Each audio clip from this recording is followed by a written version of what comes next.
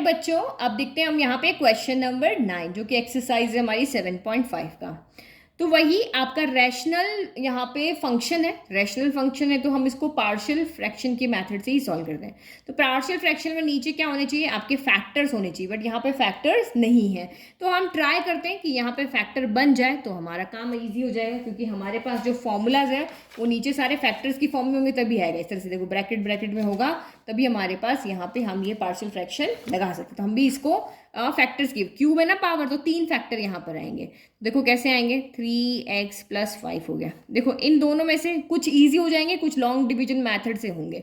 आपने ये इस तरह की इक्वेशंस के फैक्टर्स बनाए हुए ना, क्लास 9th में भी बनाए हुए हैं, क्लास 10th में भी बनाए हुए हैं, बट ये अभी आपको फर्स्ट क्वेश्चन दिया ना, बहुत ईजी दिया है। तो ये पहले दो में से क्या कॉमन निकल रहा है, तो x² कॉमन निकल रहा है। तो अंदर क्या बचा, यहाँ से x बच गया, माइनस x² पूरा बाहर आ गया, 1 बच गया। ठीक है, वो थोड़ा सा दिमाग में देख करके, मतलब कुछ मैथ में बहुत सारी कैलकुलेशन मन में कर लेते, तो वो मन में करके आपको समझ में आ गया कि यहाँ x-1 आएगा तो यहाँ भी आ रहा है।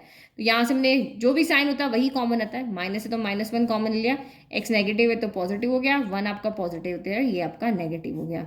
और अब हम इसको यहाँ पे क्या लिख सकते हैं, 3x + 5 अपॉन x-1 तो हमारा ब्रैकेट में से आ गया, और ये आपका x² - 1 हो गया। तो x² - 1 को हम यहाँ पे क्या लिख सकते हैं, अगर मैं 1 को यहाँ पे स्क्वायर लिख दूँ तो ये आपका यहाँ पे क्या हो गया, a² - b² हो गया। तो a² - b² क्या होता है, a + b a - b होता है।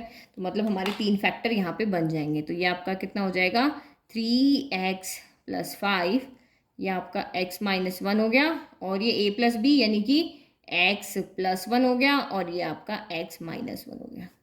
ठीक है, तो हमारा इजी फॉर्म में हो गया। तो सीधा क्वेश्चन नहीं दिया था, घुमा फिरा के दिया, तो हमने उस क्वेश्चन में इसको चेंज कर दिया। नाउ अब हम तीनों को अलग अलग यहाँ पर लिख सकते हैं। अच्छा, अब एक और चीज यहाँ पे देखो, अब आपने ये x - 1 है, ये x - 1 है, तो ये क्या है, सेम ब्रैकेट है, तो ये यहाँ पे क्या हो जाएगा, 3x + 5 अपॉन, अभी जो हमने क्वेश्चन नंबर 8 किया ना वैसे हो गया, x - 1 का स्क्वायर अपॉन x + 1 हो गया। क्योंकि तीनों ब्रैकेट क्या होने चाहिए, अलग अलग होंगे, तभी हम ये थर्ड वाला तरीका लगा सकते हैं, x - a, x - b, x - c ये लगेगा। अभी यहाँ पे क्या बन रहा है, फोर्थ वाला बन रहा है, तो ध्यान रखना x - a का होल स्क्वायर है ना, तो यही क्वेश्चन नंबर 8 सॉल्व किया था वो का वो हमारा यहाँ पर क्या हो रहा है, बन रहा है। तो इसको हम कैसे लिख सकते हैं, तो इसको हम लिख सकते हैं, हम लिखेंगे इसको a अपॉन, पहले इसकी एक पावर, तो एक पावर x - 1 हो गई। फिर हम क्या लिखेंगे, b अपॉन इसकी दोनों पावर, अगर 3 होती तो अब तीसरी पावर, 1 2 3 जो पावर होगी वैसे लिखेंगे। 2 है तो 1 2 लिख लिया, 3 है तो 1 2 3 लिखेंगे, 4 है तो 1 2 3 4 इस तरह से लिखेंगे। और प्लस आपका c अपॉन कितना आ गया, यहाँ पर x + 1 आ गया। नाउ क्या करना है, एलसीएम लेकर के हमें एबीसी की वैल्यू निकालनी है। तो लेफ्ट तो एज इट इज रहेगा आपका, और राइट में हमने एलसीएम ले लिया, तो डिनोमिनेटर आपका यहाँ पे क्या, इधर भी डिनोमिनेटर जो है वही इधर रहेगा, क्योंकि ये 1 है, ये 2 है तो 2 आ गया, और ये x + 1 आ गया। अब इसके पास 1 है, एक और आएगा तभी 2 होगा, तो एक के साथ क्या क्या मल्टीप्लाई होगा, एक तो x - 1 और एक यहाँ पे क्या हो जाएगा, x + 1 होगा। ठीक है, क्योंकि डिनोमिनेटर में हम जब ये मल्टीप्लाई करेंगे तभी तो ये सेम डिनोमिनेटर बनेगा। अब b के साथ क्या मल्टीप्लाई होगा, तो b के साथ आपका ये तो है बट ये नहीं है, तो b के साथ आपका x + 1 मल्टीप्लाई होगा, है ना। डिनोमिनेटर में ये है, ये नहीं, तो ये मल्टीप्लाई होगा। और प्लस c के साथ आपका x + 1 है, ये नहीं है, तो ये मल्टीप्लाई हो जाएगा, तो x - 1 का होल स्क्वायर हो गया। अब आपने क्या देखा, यहाँ पे डिनोमिनेटर से डिनोमिनेटर आपका क्या हो गया, कैंसिल हो गया। तो बचा क्या, 3x + 5 = a, x + 1 x - 1, तो ये इसको मैं a + b a - क्या, b क्या होता है, a² - b² होता है, तो मैंने इसे लिख दिया। फिर आपका प्लस b x + 1 हो गया, और ये प्लस c x - 1 का होल स्क्वायर हो गया। चलो अब हमें ए बी सी की वैल्यू निकालनी है, तो जो हमारे पास है पहले वही पुट कर देते हैं। ये आपका +1 पे 0 होगा, 1 रखेंगे तभी 0 होगा, और ये -1 पे होगा, तो हम यहाँ पे x = पहले 1 पुट कर लेते हैं। तो 3 1 3, 5 + 3 कितना हो गया, 8 हो गया। अब यहाँ 1 रखोगे तो 1 का स्क्वायर भी 1 ही होता है, तो 1 - 1 0 यानी a 0 हो गया। यहाँ 1 रखोगे तो 1 - 1 0 हो गया, तो ये भी 0 हो गया, तो ये बच गया। तो ये कितना बचा आपका, b बच गया, और 1 + 1 आपका 2 हो गया। तो 8/2 = आपका b हो गया। तो 2 के टेबल में 8 आया 4 टाइम, तो दिस इम्प्लाइज b = आपका यहाँ पर कितना आ गया है, 4 आ गया। ठीक है, अभी हमने 1 रख दिया, अब -1 पे b 0 होगा, तो x = आप यहाँ पे क्या रखोगे, -1 रखोगे। तो -1 × 3 -3, 5 में से 3 गया तो आपका 2 बच गया। फिर a यहाँ पे क्या होगा, -1 का स्क्वायर भी क्या होता है, 1 होता है, तो 1 - 1 ये आपका 0 हो गया। फिर प्लस b हो गया, तो ये आपने -1 रखा तो -1 + 1 ये भी आपका यहाँ पर क्या हो गया, 0 हो गया, तो ये भी आपका 0 हो गया। और प्लस आपका c हो गया, माइनस माइनस क्या हो गया, प्लस हो गया, तो ये -2 का होल स्क्वायर हो गया। तो ये 0 यानी कि हमें यहाँ से किसकी वैल्यू मिल गई है, c की। तो 2 = -2 का स्क्वायर क्या होगा, 4 हो जाएगा, तो 4c यानी 2/4 = c, यानी 2 की टाइम में 2 आया 1 टाइम, 4 आया 2 टाइम। तो दिस इम्प्लाइज c = आपका कितना आ गया यहाँ पर, 1/2 आ गया। ठीक है, अब हमारे पास ए बी की वैल्यू है, सी की वैल्यू है, एक इक्वेशन है, एक एक्स की कोई भी वैल्यू ले लो, हम एक्स की जगह पर 0 रख लेते हैं क्योंकि ये इक्वेशन इक्वल है, तो एक्स की सारी वैल्यूज की, तो x = 0 रख देंगे, बी की वैल्यू सी की वैल्यू रख देंगे, तो ये हमारा आंसर आ जाएगा। तो x = 0 रखा तो यहाँ से आया 5, फिर a यहाँ 0 हो गया तो कितना बचा, -1 बचा। फिर यहाँ पे b, x की 0 रख दिया तो ओनली b, b × 1 b, और x की 0 रखा -1 का स्क्वायर, तो ये आपका c हो गया। तो ये 5 = -a, b कितना आया आपका 4 आया, c कितना आया आपका 1/2 आया। सॉल्व कर लेते हैं, माइनस के को उधर ले जाते हैं, फिर ये आपका 4 + 1/2 -5 हो गया।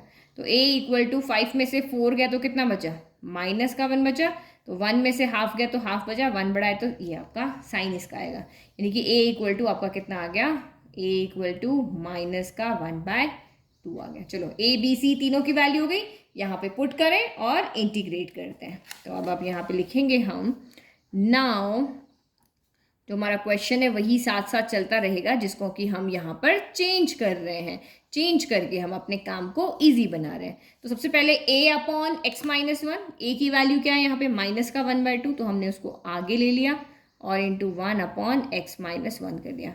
फिर b की वैल्यू कितनी है, 4, तो यहाँ पे 4 × 1/x - 1 का होल स्क्वायर, तो ये 4 × 1/x - 1 का होल स्क्वायर। फिर आपका c कितनी है, 1/2, तो ये आपका प्लस का 1/2 × 1/x + 1 हो गया। चलो इंटीग्रेट करो, integration of 3x + 5 divided by x - 1 का होल स्क्वायर x + 1 dx। करो इंटीग्रेट अलग अलग, माइनस का 1/2 इंटीग्रेशन ऑफ 1/x - 1 dx हो गया। फिर ये आपका हो गया 4। अब इसको मैं क्या करती हूँ, यहाँ से अभी ऊपर ले लेती हूँ, जैसे मैंने क्वेश्चन नंबर 8 में किया था ना, कहाँ पे किया था आपको बताती हूँ, ये रहा, यहाँ पे किया था ना, वही इसका नहीं हो सकता है तो हम इसको ऊपर ले जाएंगे तो ये -2 हो जाएगा, सेम वही क्वेश्चन है, तो ये आपका x की पावर n का फॉर्मूला बन जाएगा, और जैसे हमने यहाँ सॉल्व किया था ना, सेम वही का वही यहाँ पर होगा। तो ये क्या हो जाएगा, 4 इंटीग्रेशन ऑफ x - 1 की पावर -2 dx हो गया, क्योंकि अगर हम ये वाला जो लॉग वाला फॉर्मूला है उसमें नीचे लीनियर इक्वेशन होनी चाहिए, बट ये तो लीनियर है ही नहीं, इस पर पावर 2 है, दैट मीन्स ये क्वाड्रेटिक इक्वेशन बन जाएगी, सॉल्व करेंगे तो इसलिए हम इसको ऊपर ले गए। और ये आपका प्लस का 1/2 इंटीग्रेशन ऑफ 1/x + 1 dx हो गया।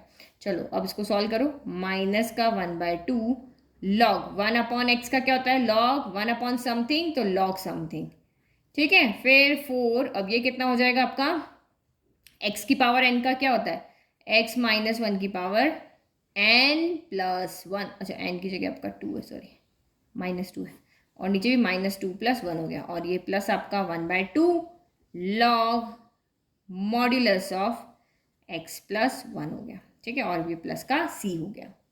तो 8 में और इसमें ज़्यादा डिफरेंस नहीं है, लगभग 8 जैसा ही आपका यहाँ पर आ रहा है।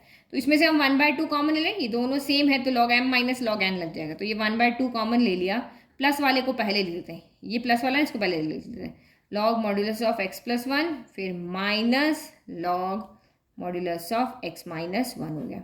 फिर ये आपका प्लस का 4, ये कितना बच गया आपका, x - 1 की पावर माइनस का 1, और नीचे कितना बचा, -2 + 1 यानी -1, तो ये माइनस बस यहाँ आ जाएगा, और ये आपका कितना हो जाएगा, log m - log n क्या होता है, log m/n होता है, तो log मॉड्यूलस ऑफ m कितना है, x + 1, और n कितना है, x - 1, तो log m/n प्लस माइनस -4, और ये नीचे चला जाएगा, -1 है तो ये नीचे आके क्या हो जाएगा, नीचे की तरफ x - 1 की पावर 1 हो जाएगी। तो 1 लिखे या ना लिखे उससे कोई फर्क नहीं पड़ता, तो ये आपका see, this is your final answer, ठीक है, बिल्कुल 8 जैसा ही है, कोई अलग नहीं है, बस यहाँ पे अलग क्या था, क्वेश्चन में घुमा दिया कि आपको फैक्टर्स ना दे करके एक क्यूबिक इक्वेशन दे दी, यहाँ तो क्यूबिक इक्वेशन इजीली सॉल्व हो गई, कहीं आगे क्वेश्चन आएगा उसमें नहीं सॉल्व होगी तो हमें लॉन्ग डिवीजन मैथड से इस तरह से फैक्टर बनाने पड़ेंगे जो हमने 10th क्लास में बनाए थे, ठीक है। Thank you.